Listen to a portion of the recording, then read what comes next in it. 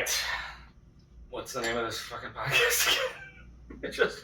I almost just said the old name. It's kind of a gig deal. That's what this is. It's kind of a gig deal. Okay, that's good. That's good. It was almost too gig to fail. I just didn't want fail next to my face. Oh yeah, I don't want people to associate it with that. That's smart. But yeah, if you're here, if you're listening, you know we talk about all the different gig economy jobs people do to make their life work, entertainment, art, all that shit. We do comedy. This is Jon Alcabes? Alcabes. Alcabes, okay. Yeah. I said like 8 different ways in my head. No, Alcabes is close. Okay, Jon Alcabes, cool. Stand up. I don't think we've just met, I think, right? Like I do feel like I've seen you maybe.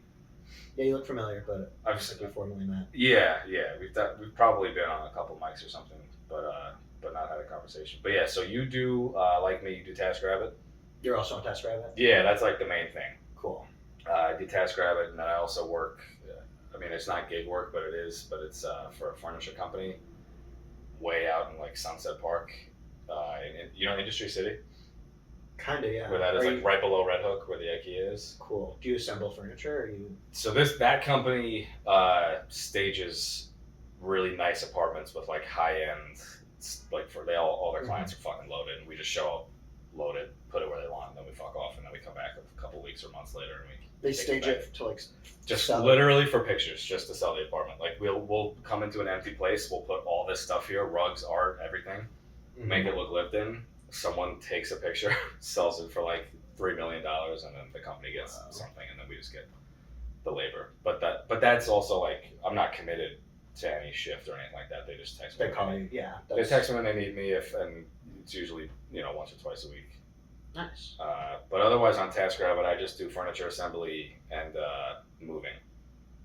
And and then right before we hit record, you said you had a waiting in line gig. I do a lot of waiting in line. On TaskRabbit? Uh-huh. How is that?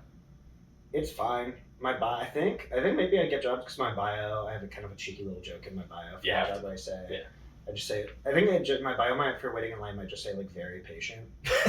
Just that's all there. I think maybe there's like a couple other lines to it, but yeah, because that's. I mean. They know what they're asking for. It's funny to even list it. They list it as a skill. Exactly. Like I guess it's a skill. Yeah, I'm so skilled. I went to. No, I stepped my game up though because this week there have been these like sample sales in Manhattan. Yeah. At these like Jimmy Choo and The Row, like these high end clothing stores, and people have been like. Usually I'm waiting for a couple hours, but people this week were hiring me to wait for like starting at like 5 a.m. Oh wow! And so I like decided to bring a folding chair, which I usually just stand, and way better. I know I'm not really breaking any ground here. You heard it here first, folks. Sitting way better than standing. I mean, listen, standing has its place, but if you're gonna be there for 4 hours, yeah. Sometimes I have like some recurring jobs that are like data entry that I can just do remotely. So sometimes I'll double up, I'm waiting in line. Yeah. I'm doing data entry. That's interesting. Getting fucking rich. Is that is data entry? Because I've considered that. I just didn't think. I always didn't. What I didn't trust is the person's ability to train me how to do it right. If that makes sense. Like to tell me what they need me to do. Yeah, I mean sometimes you'll work with someone and they won't really have that, but sometimes, a lot of times they just kind of. They'll just give you a basic idea of what you want, and then they kind of give you leeway to do it. Okay, like figure out a way to make sense. Like, they're just like, this is the information I need to put it in a Google Sheet. Yeah, okay. Yeah, what else what else, I know you do a few other ones, we'll get to them. What do you do on TaskRabbit? Alright, so there's the waiting in line, there's a lot of errands, there's a lot of just like picking stuff up and taking it somewhere else. A lot of packing and unpacking apartments. That's a big one. I hate that one. Dude, I love that shit. Really? I love it. I don't know how to... Oh, I hate it so much. Why do you hate it? Because it sucks? There's two things. Each of them have their own reason that I hate it. So unpacking I hate because the person is like doing a million other things. And I sympathize with like, there's nothing wrong with them, but they have a million other things going on. And I'm like, where does this go? And then Yeah. Like, That's kind of like the data entry where you kind of just have to be like, all right, I'm gonna make some executive decisions. I get, yeah, that's where I have a hard time is just taking lead with something like that. But okay, And packing is, you know where it goes. It goes in the box. Yeah, packing I get if they just tell me like get this section into box. Like I've done it for like a lady's like kitchen. It was a moving job, by the way. I wasn't even doing packing on a package. She just hired me to move, and then it was like we just need to get all the shit in boxes. So that I helped her with because she needed to know what packing materials to get. So I was like, get the sheets and get the bubble wrap, yada yada yada. And we did all that, but I was just grossed out because like, first of all, she was living alone. She was a woman who lives alone in her own apartment, no anyone else, and she had more plates than a hotel. Like, and from like, it's like she had, each of her 4 grandparents were all divorced and had their own china collections, and they all fell onto her. Like so many plates. How many plates we talking? I would say more than 50. That's wild. Yeah, and like different types of like china plate where I'm like, all right, we're done, and then she's like, okay, here's another version of. Were they all clean? No, some of them were in the sink. It's no. Some of them were like, yeah, she like used them today. I'm like, what the fuck is wrong with you? That is funny to inherit a bunch of nice like china, and then instead of like stashing it away, you're just like, oh, I never have to clean a plate now. yeah, I'll just unlimited use all of plates these and do dishes every 50 days. That's pretty much what she was like.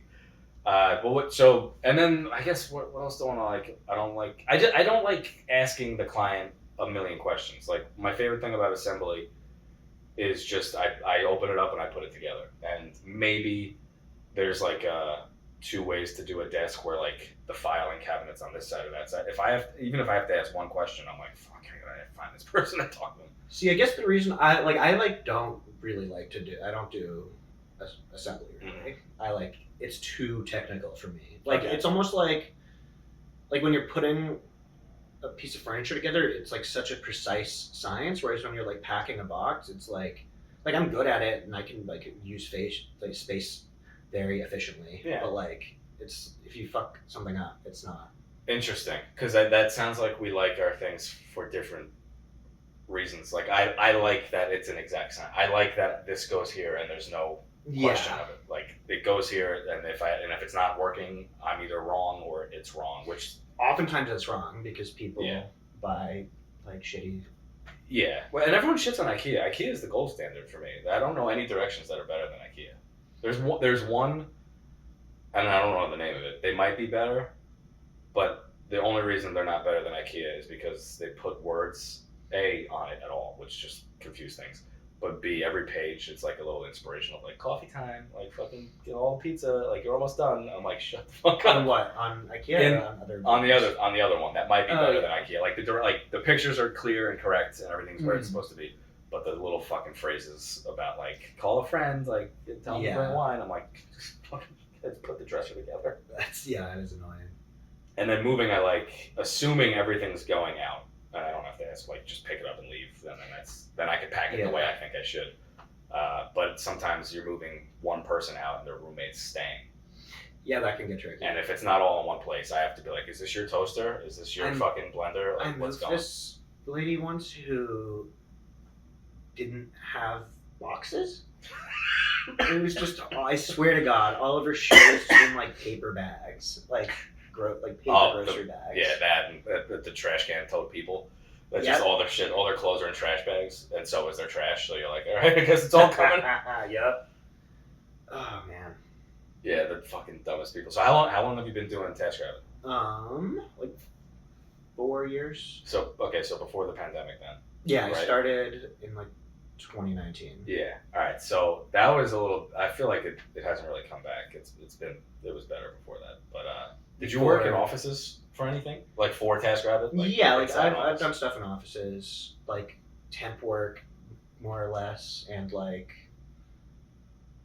packing and unpacking stuff, moving. I love those. When an office is moving, when an office is moving in, there's just everything's great. So much shit to do, and they don't really care about the budget. Yeah, that's what's great. They're like, oh, the company will pay for it. I'm like, all right.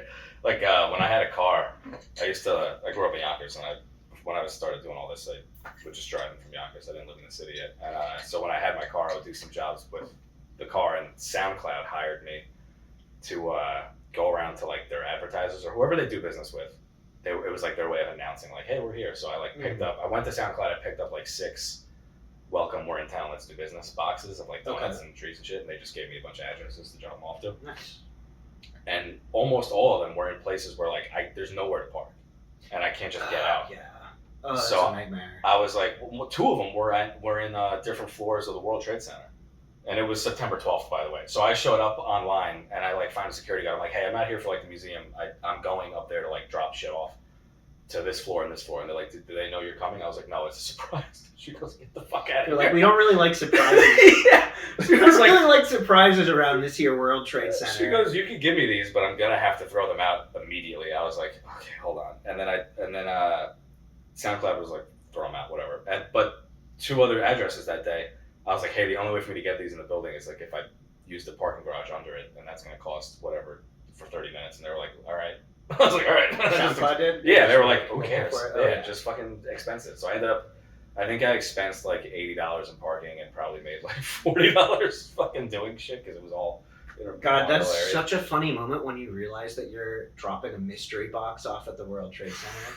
Oh, that's so good. Because it didn't even say 1 WTC. It was like its actual address, like 300 Greenwich Street. So I'm like, oh, what's this? Oh, like here we go. But yeah, that was fucking. But that I love the company card. Like I've had small like mounting, or even it was unmounting actually, because I don't mount anymore. But they were like, can you under furniture assembly? They were like, hey, can you get these mirrors off the wall? And I was like, yeah, unmounting is effortless, so I can do that. Yeah. So I showed up, and it took like 30 minutes. There was a bunch of them, but they were all easy, and there was no issues. And I was like, hey, are you good? And they're like, oh yeah. And I was like, what's up? And she goes, well, we hired you for like the whole morning. And I was like, is there anything else? And she was like, no, I just feel bad. I was like, I'm good. Like, what's up? And she goes, all right, well, just bill for 4 hours for the morning. I was like, all right, whatever you want. That's awesome. Dude, that's the best. Whatever you say. She was so like, and she still felt like bad that she like thought she wasted my time. Like, if you're paying for it, it's the opposite of wasting. I'm going to go have a million sandwiches right now. This is the best day of my life. So yeah, I love it when companies would hire me. And then you also, so what are the other ones you do? Let's see. I do some moving. I kind of don't as much to give my back a break because I kind of fucked up my back a little bit. Let me just open. I'm just gonna open the app and see. Yeah, I use. Did you ever get a back brace? Those like straps, the moving belts. But I don't know. I don't think it does anything either. I don't think so either. But I think it's not so much it's like placebo effect. It just sort of gets me in. It just triggers my brain to like, all right, we're moving. Like I'm still wearing these clothes, but now we're moving. Mm-hmm. So get in the game, and then I put on my gloves. And I don't think it ever does anything for my back, but it definitely gets me in the mood. It's also like a corset. You look so thin when you wear it. I almost want to wear them under my clothes. I have like an hourglass figure. Oh yeah, it's fucking awesome.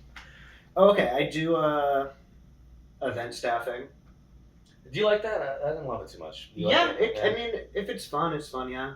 Sometimes there's not that much for you to do, and you just kind of like eat hors d'oeuvres and drink and like. Yeah, I've had to pass some out a few times. Did you ever what's like the weirdest event? Anything? They're all fucking normal. I'm trying to weird event. They're mostly pretty normal. I know that's it's almost like sad when people ask about this app. I'm like, most people are pretty normal. I mean, I've met a good amount of weirdos. It's just they're never the people putting on events because those people like have friends. Yeah. For the most part. And then you also do.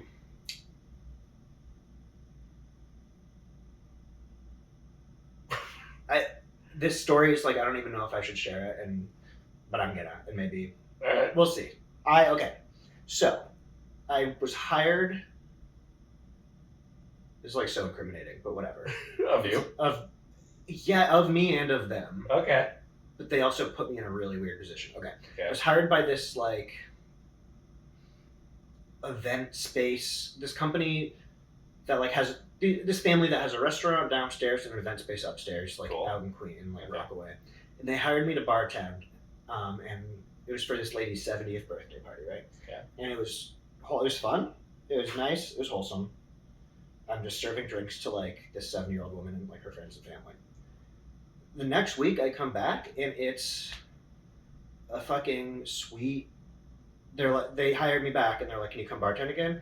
and it's like some kid's sweet 16, and I asked the guy who hired me, like, should I be like checking IDs? And he's like, nah, it's fine. So I'm like, this is fictional, by the way. This is parody. Yeah. Parody.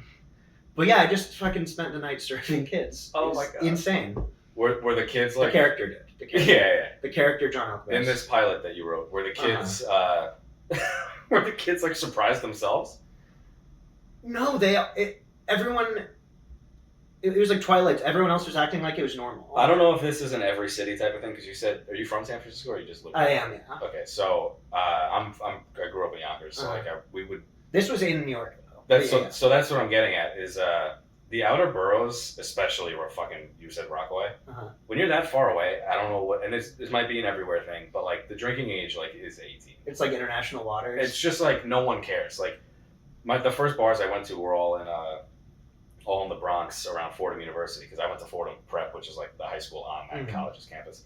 So whenever during the winter and summer when all the college kids were gone, they had no business because everyone else that lives there that's not a student does not want to fucking hang out there. Yeah. So they let us in. We were like 16. I remember my buddy was 15 turning 16 at a bar that's probably closed, Ziggy's, what's up? And he was like in a purple polo that cost like $100. He was like feeling himself and just like Percocet and like beer. It was an orange river of vomit was going down on him. Oh, like, gnarly. even at 16, I was like, This is your friends. I get the law. Out at the bar. Yeah, I was like, I get the law. Well, this is dumb. That was kind of my thinking. Is I was like, I drank when I was a teenager. I don't think that like high school kids shouldn't drink. It's just you don't need a bartender. Well, like, yeah. sneak a fucking, it's not your business. Sneak a bottle in.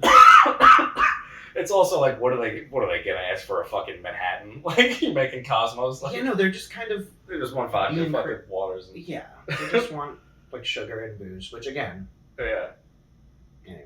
But it's also, they weren't the only ones there. Like there were adults there, so it's not like. There were adults there, and like. I feel like as long as you're not the oldest person there, I would feel like, all right. Yeah, that's true.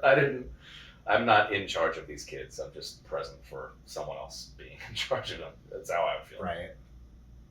But it's a good pilot, and I hope. Also, I kind of felt like I was being responsible because like when a kid was like when a young adult when they were clearly too drunk and they were like, I got another rum and coke, I would fucking give them like a drop of rum. 1 second, yeah. Mostly coke.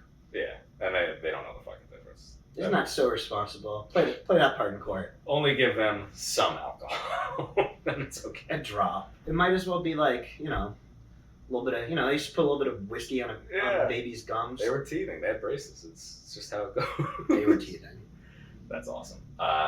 And then, but mostly the events are just like I go into an insanely nice penthouse, and it's for some very tame party, and I'm like serving drinks. Yeah, can you tell? I never get to talk to the taskrabbits. Can you tell when you're dealing with like a millionaire versus a billionaire just on like the house? That's funny. Because I know there's a way, and I'll talk about it, but I want to see if you know it. It's so interesting. No, I want to hear what your distinction is. So regardless of neighborhood, I've seen this in Five I've seen it on Park Ave, I've seen it in the Upper West, Upper East Side. If it's a billionaire, the things you think everyone has are different there. I'm talking like the molding of that. Mm-hmm. The hinges on the doors are from a planet that I've never fucking seen or heard of. I've never seen any of the knobs, the littlest things that make an apartment, anyone's apartment, are still different there. And that's when I walk in, I'm like, this is a different level of person. Like the last one I did was, it was probably a type of event that you would have catered, but we came in before the event to like move. They have like, of course, three living rooms, so we have to move different couches to different places for things to make sense. So we're just shuffling furniture around. And when I'm in the kitchen waiting for whoever's running it, either the wife or the assistant or someone is running the event, I don't know who she is, she's talking to people and I'm just awaiting orders. And I'm in the kitchen looking around and I see on a cork board, it's around Christmas time, different Christmas letters. And one of them was from literally Obama. And I noticed who he addressed it to. I don't know the guy's name, so I don't have to make it up, but it was like General something. Like it was a Joint Chief of Staff of the military. Like that's whose apartment I was in. Damn. And didn't know it. So maybe not a billionaire, but definitely fucking loaded. You start looking through his underwear drawer for the launch codes. Yeah. Like, where's the fucking bug? Where's the camera? Damn. But yeah, literally, Obama wrote him a Christmas card, and I was like, "This is a different class of human. I'm in space right now." Yeah. There is a thing where when you work for like a super rich family, where like it's what someone, well, whoever, like no one from the family hired you. It's like some nebulous assistant. Yeah. You get there and it's like some tiny woman in a sports jacket, like running around, and you're like, who are you? Yeah. But it doesn't matter. She's on top of it, and she usually gives you pretty clear instructions. And yeah. Yeah, that's a good point. It's never the family themselves. It's always just like some staff they have that's running the house. But then the person shows up, and you're like, they didn't hire me, but they are paying for everything. Like, how much respect do I give? Like, when they walk in, I'm like, hey, do I even introduce myself? Or I'm like, oh, you do you, and I'll just put this together. Yeah, I remember another time so when it's a super rich person, that's another thing I want to ask. Do you get tipped, and B, how? Sometimes I get tipped, but I also, for stuff like packing and unpacking, and like when I'm just like that's usually what I'm doing if I'm in someone's apartment. Mm-hmm. I usually charge so much that I don't really expect a tip. It's kind of like when a restaurant has like built-in gratuity.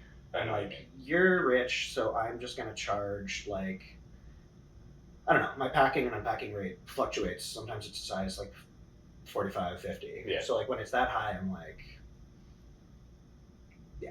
But I'm glad you mentioned it, because I kind of feel the exact same way, which is like I charge so much, I never expect a tip unless I've done something above and beyond that wasn't mentioned beforehand.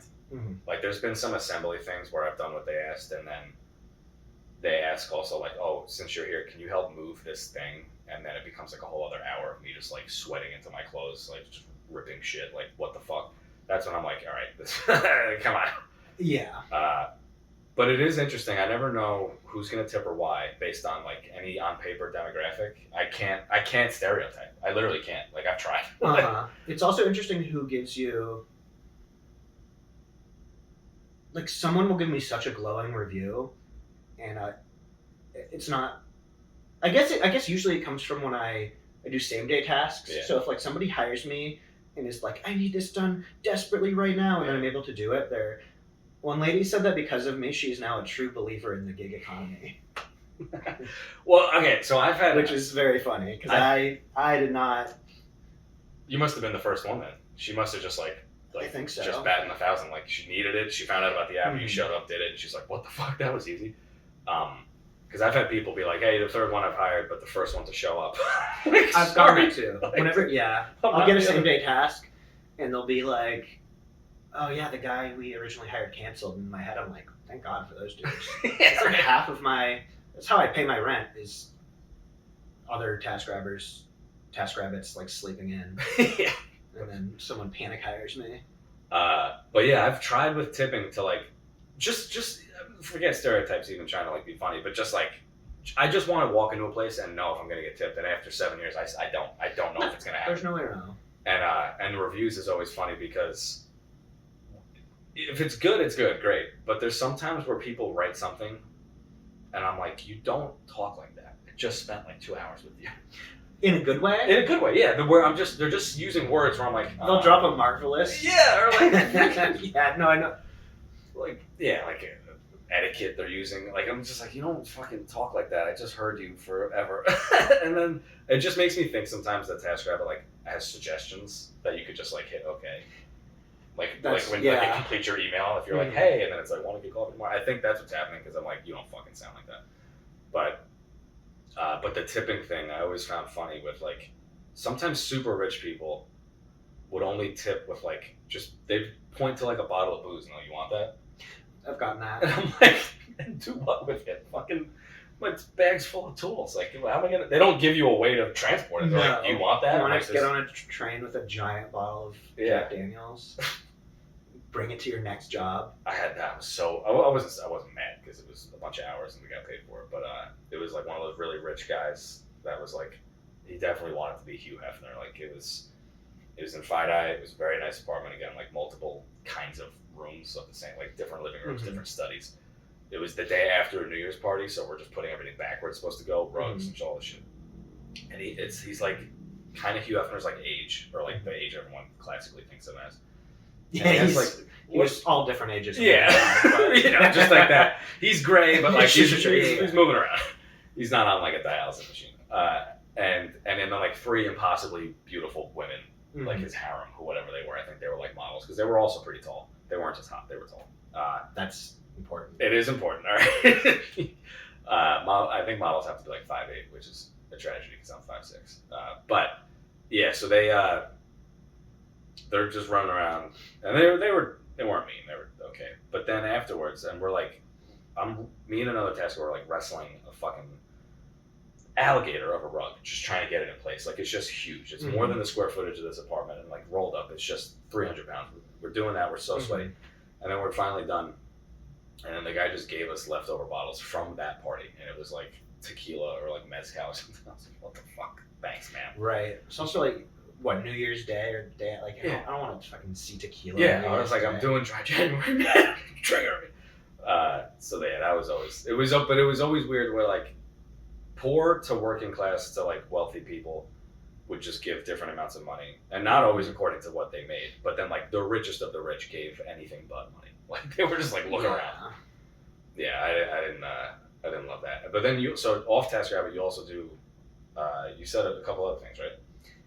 Yeah, what did I say? I think you said DoorDash. Oh, I used to. That was Postmates, just kind of giving you my resume. Yeah, that was like back in the day. What is that? That's just like shop for shit and bring it? DoorDash is, it's just like you bring people McDonald's and Chipotle and shit. Yeah. It's just like basic food delivery. Did you have a car or no? I had a car, yeah. Yeah. Wait, okay, I want to tell this TaskRabbit story. Is it the one that you wrote in the form about the pictures? That's all I'll say for that moment. Because if it's not, then keep going. It's but I not want to that. say It's not that. Okay, so tell that one. Say, We'll end the YouTube episode, and then we'll do the other one for the Patreon. Because I really want to hear about that. Okay, so this one is from when I was living in San Francisco. Cool. It's popular out there, right? Yeah. Yeah. I think it's based out there. Yeah. And somebody hired me to pick up their dog in Oakland from the dog sitter and bring it to her son in San Francisco at some bar, which was the first red flag. Did you know it was a bar when you like had the address? I think so, and I just was like, whatever. Yeah. Maybe it was above it or something. Something like that, yeah. So I pick up the dog at the dog sitter. It's just a tiny little adorable Yorkie named Theo. And I get to the bar, and like sometimes you'll have a job that you kind of like I park at the bar and then I like look at the instructions and reread them, and it's like, you'll be meeting my son John at this bar. And I was like, okay, well, I'm John, so I'm gonna go look for John. I'm gonna go take this like dog in this like tiny little bag / crate into this bar and wait. So I sat there and waited, and then I'm not hearing from him, and I'm texting the lady because she didn't give me his contact info, right? Mm-hmm. Oh God, I fucking hate that when they're like, "Here's your contact, and here's no way to meet them." I'm like, "Your last name? Like, who are they?" Yeah. No, just John. Yeah, just my son John. Just the most common name. So now I'm just walking around this bar with the dog, being like, "Are you John? I'm John. Is this your dog? I'm John. Can you John? Are you John? Because this is your dog, Theo, right?" And everyone's like, "What the fuck? No. Yeah. What are you talking about?" I asked the bartender. I go up to the bartender. I'm like, "Was there anyone in here named John looking for a dog?" She's like, "No." I'm like, "Okay, well, I'm John, and this is Theo. If you see John, and he's looking for a dog, tell him that you saw John, but not him, because he's John, but I'm also John." Anyway, so I give up. I like go back to my car and call TaskRabbit support after calling this lady a bunch of times, and she didn't answer. I later figure out that she's in Europe, and that's the other thing. Yeah, remote clients that are like, actually, I'm asleep right now. I was like, cool, you didn't tell me that. So I call TaskRabbit support, and I'm like, what do? I can't really, like, I have stuff to do. And they're Yeah. like, okay, well, can you just hold on to the dog and you'll get paid? Well, For as long as you have it. Uh-huh. And I was like, okay. I had a show that night. Yeah. At Milk Bar. If you're not in San Francisco, if you're ever, shout out to Milk Bar, classic San Francisco comedy venue. Yeah. In the hate. But luckily it's this tiny little dog, and I just brought it with me to the show, and it was getting, like, comedians were fawning over it. And, like, at one point, I think I explained what happened on stage, and then my friend Sierra, like, held the dog up, like, came up to the front of the stage and did, like, yeah. And so then the show was over, right? And I was like, it was my, like, monthly show. I wanted to, like, hang out. My plan was to, like, hang out and, like, stay late and drink with the comics and stuff. And my friend Sierra, who came to see the show, was like, she was, like, in love with this dog. And I was like, I don't know what to do. Like, I, like, want to stay and hang out, but, like, I have this dog. Like, I don't even really have an apartment that I can have a dog at. And she was like, well, what if, she's there with her boyfriend or at the time. She's like, well, what if we just take it? We love Theo. Like, we'll just take him, and then when you work everything out with this lady, oh my God, you can come pick him up from us in the morning. So I'm like, okay. So she leaves with the dog. I'm still at the bar, okay?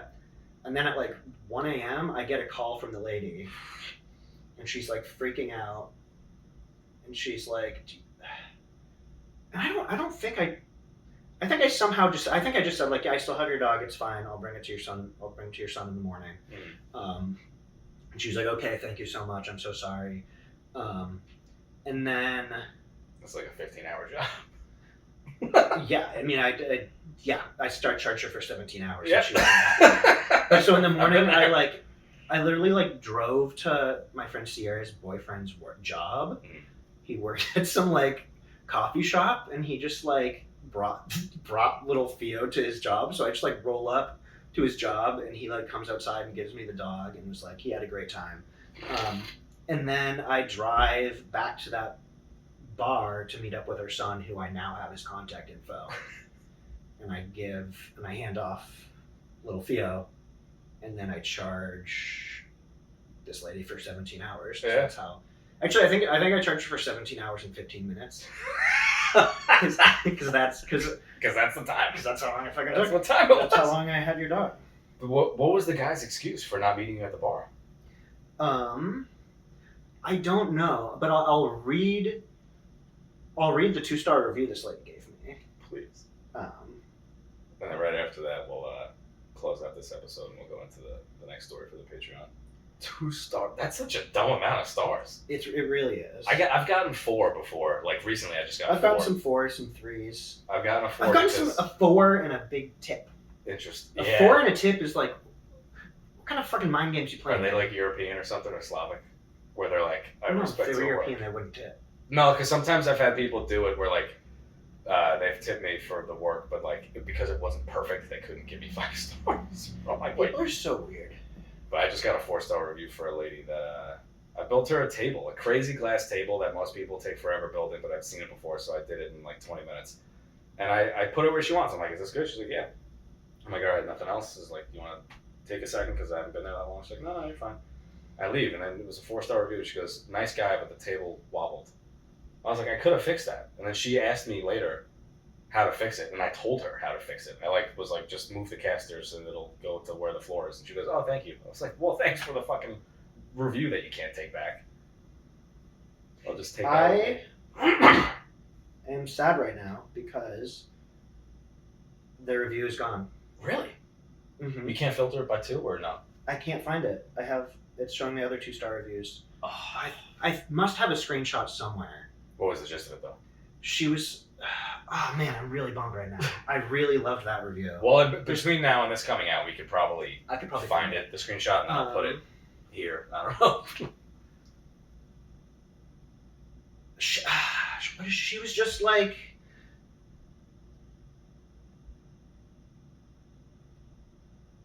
She was like, John never showed up to the bar. According to people at the bar, it was all weird. I'm really bummed right now that was like the grand finale. Meaning you, John, not her son. Well, yeah, that was. And then she said, "Damn, I'll find it." All right, that's fine. I'm trying to remember, like, have I sent that screenshot to anybody? Whatever. She was like, John had the choice to bring my dog to his vet because I think my friend Sierra, when she took the dog, she was also trying to figure out like what should we fucking do. So she like called the vet's number that was on the collar, and then that was like, you can bring him here, I guess, and we'll take him. But then she held on to him anyway. So she was like, John had the choice to take my dog to the vet, but instead he charged me $400 for one night. And then the last line of the review is, I don't know why John chose to do this, nor do I care, but people should know. Like you were just sitting on this dog like, I'm going to make a fortune. Yeah. This dog is a blessing. I'm never giving him up. Yeah, that lady is a fucking train wreck of a person. I hope she stays in Europe. It's so funny to like go on my phone and see that TaskRabbit got rid of a 2-star review that was unfair. Like it shouldn't be on my page, but I'm like genuinely saddened. Yeah, because it's a better story than and it's just such a good piece of writing. Oh, that's great. All right, so let's close out for this portion of it. To the camera, not to the camera. Just anything you want to plug, like shows, podcasts, websites, links, all that stuff. Yeah, you can follow me at just Jon Alcabes. It'll be in the. Yeah, I'll tag him in everything. So yeah, I have a show in Flatbush area of Brooklyn every second and fourth Monday. Cool. At Sycamore Bar, 8:30. So come on out to that. So the next one, this is probably going to come out right before Thanksgiving, so then it would be like November 20th, whatever that month November is. 27th, yeah. Yeah, cool. All right. Sycamore Bar. All right, so that's it for this episode. We're going to keep talking. Find that on the Patreon. Otherwise, YouTube, goodbye.